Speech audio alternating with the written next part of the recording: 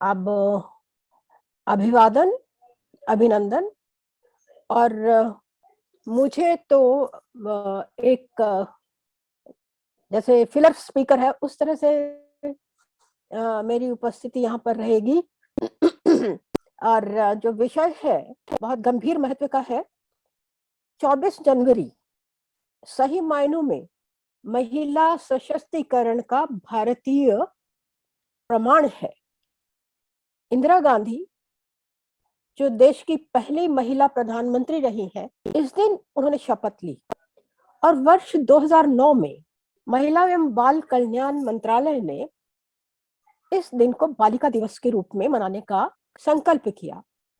और एक बात जानकारी मैं यहाँ आपको और देना चाहूंगी कि 2008 में महाराष्ट्र सरकार ने सावित्रीबाई फुले, जिन्होंने अछूत कन्याओं की शिक्षा के लिए प्रयत्न किया था और अपना जीवन समर्पित किया था, उनकी स्मृति में 3 जनवरी को बालिका दिन मनाने का निर्णय लिया। अब चाहे वो बालिका दिवस हो या बालिका दिन हो, मतलब तो बालिका कल्याण का है। और मैं बहुत विस्तार में नहीं जाना चाहूंगी। गर्ल चाइल्ड को लेकर के बहुत से वैश्विक स्तर के भी प्रयत्न होते रहे हैं और हमारे यहाँ पर भी बहुत सी योजनाएं बनी। बात शुरू होती है 1995 की, जब चीन के बीजिंग में अंतरराष्ट्रीय महिला सम्मेलन हुआ था। तब पहली बार उसमें बालिकाओं के अधिकार की बात की गई थी। फिर इसके बाद यूनाइटेड नेशन की असेंबली ने 2011 में जाकर के ये निर्णय लिया कि 11 अक्टूबर को इंटरनेशनल गर्ल चाइल्ड डे मनाया जाएगा। लेकिन उससे पहले हम भारतवासी बालिका दिवस की घोषणा कर चुके थे। बंधुओं, हम उस संस्कृति के हैं जहां पर हर वर्ष 2 बार हम कन्या पूजन करते हैं, बालिकाओं के लिए योजनाएं बनाते हैं, देवी का पूजन करते हैं। और हमारे यहाँ पर ये कहा गया था कि जहाँ नारियों की पूजा होती है वहां हर तरह की सुख समृद्धि ऐश्वर्य वैभव सब कुछ होता है। लेकिन फिर उसके बाद क्या जरूरत पड़ गई कि हमें राष्ट्रीय स्तर पर बालिका कल्याण की योजनाएं बनानी पड़ी। ये इतिहास का वो एक भारत के इतिहास का एक ऐसा अंधा पक्ष है जिसके ऊपर बात करने से हम लोग गुरेज करते हैं, संकोच करते हैं। ये वह समय था जब विदेशी आक्रांताओं ने हमारे जितने भी सम्मान के शिखर थे उनके ऊपर आघात पहुंचाया। अगर आपने किसी का अपमान करना है तो जो उसका सबसे सम्मानित केंद्र है उसके ऊपर आघात करो, ये शत्रु की नीति होती है। और हमारे यहाँ पर नारी को ईश्वर के समान पूजनीय माना था। उसके हाथ में अपने घर परिवार को और प्रकारांतर से देश राष्ट्र को स्वर्ग बनाने की क्षमता थी। तो सबसे पहले उसी पर आक्रमण किया गया, उसको अपमानित किया गया, उसको पर्दे में डाला गया, उस पर हर तरह के अत्याचार किए गए। अब इसके बाद हमारा परतंत्रता का दूसरा दौर शुरू होता है। उसमें थोड़ा सा अंतर आया, लेकिन वहां पर भी 1920 तक स्त्रियों को वोट का अधिकार नहीं था। बहरहाल ये सब चलता रहा और आज कई योजनाओं के तहत भारत सरकार की हमने बालिकाओं की शिक्षा के लिए, उनके स्वास्थ्य के लिए अनेक प्रकार के कर्तव्य किए। अंतरराष्ट्रीय स्तर पर भी 17 पॉइंट्स 17 बिंदु खोजे गए कि उनके माध्यम से हम महिला और बच्चों के, किशोरियों के कल्याण के काम करेंगे। मुख्य मुद्दे वही हैं: बच्चियों का स्वास्थ्य, उनकी सुरक्षा, उनकी शिक्षा, उनके समानता, उनको समान अवसर, उनके श्रम की महत्ता। जो हमारे यहाँ पर इश्यू रहे हैं वो सारे के सारे ही उन्होंने अपने लक्ष्य केंद्रित किए हैं और बोला है कि 2030 तक हम इन सबको हासिल कर लेंगे। ये बातें राष्ट्रीय और अंतरराष्ट्रीय स्तर पर होती रही हैं। अब मैं ये बताऊंगी, इतना सब होने के बाद भी हमारे यहाँ पर महिला श्रेष्ठ पद पर, राजनीति के श्रेष्ठ पद पर, शीर्ष पद पर रही हैं, चाहे वो राष्ट्रपति का पद हो, प्रधानमंत्री का हो। और उसके साथ कल्पना चावला, बछेंद्री सिंह जैसे इतने नाम हैं कि मैं उनकी गिनती करूंगी तो शायद मुझे पूरा दिन लग जाएगा। उन्होंने अनेक क्षेत्रों में अपनी उपस्थिति दर्ज की। जो क्षेत्र पहले पुरुषों के लिए कहे जाते थे, माने सीमा सुरक्षा के, सामरिक महत्व के, वहां पर भी महिलाओं ने अपनी महत्वपूर्ण उपस्थिति दर्ज की है। तो ये सारी चीजें हैं जो हमें लगता है कि एक हमारा देश महिलाओं की सुरक्षा के लिए सब कुछ करने के लिए तैयार है। अब मैं आपको एक छोटा सा ध्यान दिलाना चाहूंगी। इस वर्ष जो पद्मश्री पुरस्कार दिए गए हैं वो गणमान्य लोगों को दिए जाते हैं, उन लोगों को दिए जाते हैं जिन्होंने किसी न किसी क्षेत्र में ऐसा काम किया है जो सम्मान के योग्य है, जिसका पहले कभी उल्लेख नहीं हुआ था। मैं बहुत नाम नहीं लेना चाहूंगी, आप सबको मालूम है कि किन किन क्षेत्रों में ये पुरस्कार दिए जाते हैं। एक नाम मैं आपके सामने रखना चाह रही हूँ, उषा चोमरा का। ये राजस्थान की है, मैला ढोने का काम करती थी और उन्होंने राजस्थान में स्वच्छता अभियान चलाया और वहां से इस दोष को खत्म किया। अब हम जब आज वर्ष 2021 में इनको सम्मानित कर रहे हैं तो हमको ये मानना पड़ेगा कि आज भी हमारे यहाँ पर इस तरह की समस्याएं हैं, बच्चियों को इस तरह का काम करना पड़ता है, अभी भी विकास पूरा नहीं हुआ है, पहुंचा ही नहीं है। अब इसी मतलब परंपरा में मैं एक दूसरा नाम लेना चाहती हूँ आपके सामने।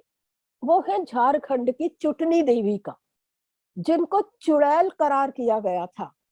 यानी आप ये देखिए कितना बड़ा अंधविश्वास न जाने कब से चला आ रहा है और हमने इंटरनेशनल स्टैंडर्ड्स को भी हासिल कर लिया है, महिलाओं ने, बालिकाओं ने, लेकिन अभी भी देश में चुड़ैल नाम की संस्था है, लड़कियों को चुड़ैल करार कर दिया जाता है। तो इस चुटनी देवी ने इसके खिलाफ एक आंदोलन शुरू किया और इस बुराई को दूर करने का काम किया।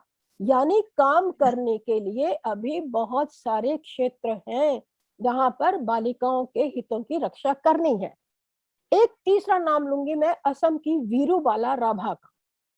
इनके साथ भी वही समस्या थी, चुड़ैल वाली। यानी झारखंड से लेकर के तो आसाम तक और भी जगह होंगी जहां पर आज भी ये चुड़ैल संस्था है, लड़कियों को चुड़ैल करार कर दिया जाता है और उनको शिकार बनाया जाता है।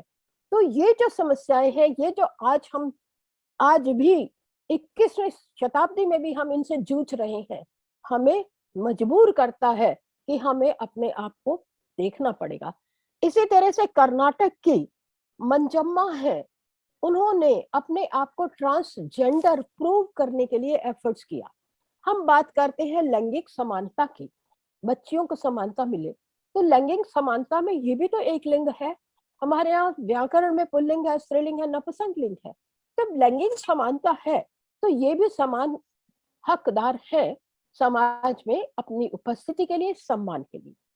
अब ये सारी बातें हैं, ये वो क्षेत्र हैं जहां पर हमें चुनौती देते हैं और हमें काम करना है। अब मैं भी बहुत आराम से इन छोटी छोटी बच्चियों को ये कहती हूँ कि देखो बच्चों, चिड़िया के घोंसले में चिड़िया के बच्चे माँ के साए में पलते हैं और दोनों मादा और नर पक्षी अपने बच्चों को पोषण देते हैं और फिर बच्चे आकाश में उड़ जाते हैं।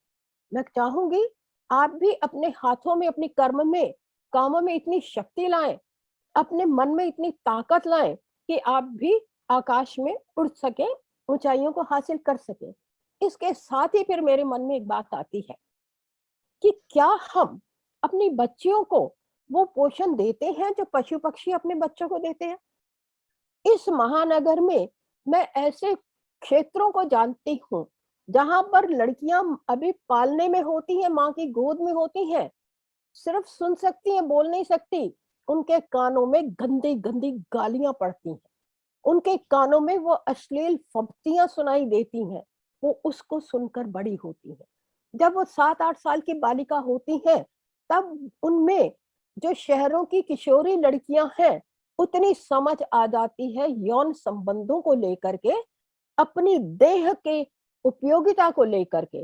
वो उन भूखी निगाहों को अच्छी तरह से पहचानती है। जब वो घर से निकलती हैं, काम करने के लिए कॉलोनी में जाती हैं, तो उनके साथ जो कुछ होता है, जो फत्तियां कसी जाती हैं, जो गंदे इशारे किए जाते हैं, वो आज भी हमें चुनौती देते हैं। बहुत बड़ी सच्चाई है। महानगर की आलीशान बस्तियों के पीछे बसी हुई इन झुग्गी झोपड़ी की बस्तियों में देखो, वहां पर बालिकाओं के साथ क्या क्या नहीं होता है, अफसोस होता है। अब मैं कैसे कहूं लड़कियों को कि तुम अपने आप को कमतर मत समझो, क्योंकि उन बेचारियों को तो शुरू से यही बताया जाता है। माँ बाप का फर्ज बनता है कि वह बच्चियों को, खास करके लड़कियों को, ये बताएं कि वो कमतर नहीं है, किसी से भी कम नहीं है, खुश रहने का उनको भी अधिकार है, उनको भी वो सब काम करने के लिए छूट मिलनी चाहिए जो सबके लिए है। मैं ये नहीं कहती कि लड़कों को, पुरुषों को शुरू से सुविधाएं मिलती है, नहीं, यंत्रणा उनको भी उतनी ही झेलनी पड़ती है, लेकिन लड़कियों को ज्यादा झेलनी पड़ती है। तो आज इस मंच से हमें संकल्प करना होगा। हम देखिए हर वर्ग के बालिकाओं की अपनी अपनी समस्याएं होती हैं।